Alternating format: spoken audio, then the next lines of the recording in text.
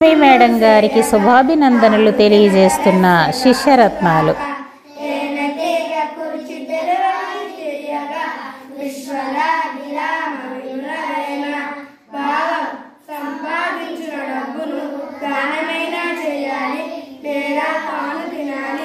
ఈ రెండు కాకుండా దాచిపెట్టడం వల్ల ఎలాంటి లాభం లేదు.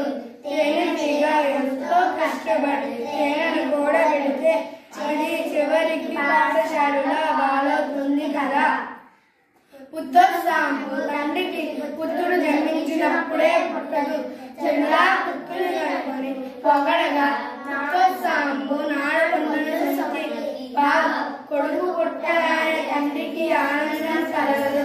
ప్రజలందరూ తన కొడుకు గొప్పదనం చూసి పొగిడినప్పుడే తండ్రికి నిజమైన ఆనందం కలుగుతుంది.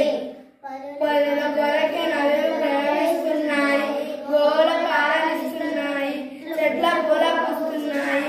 పరిగీతం కన్నా పరమాత్మ ఉన్నదా, రజసుగుణ జాల తెలుగు బాల భావం.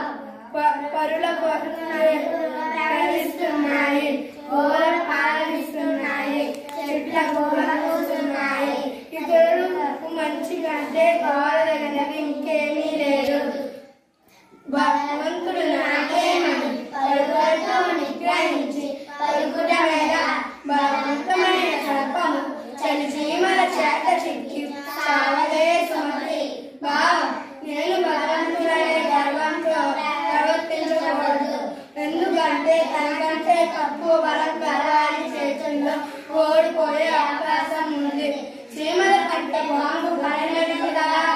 అయినా చీమల గుంపు పాముని కుచ్చి చంపేయగలవు.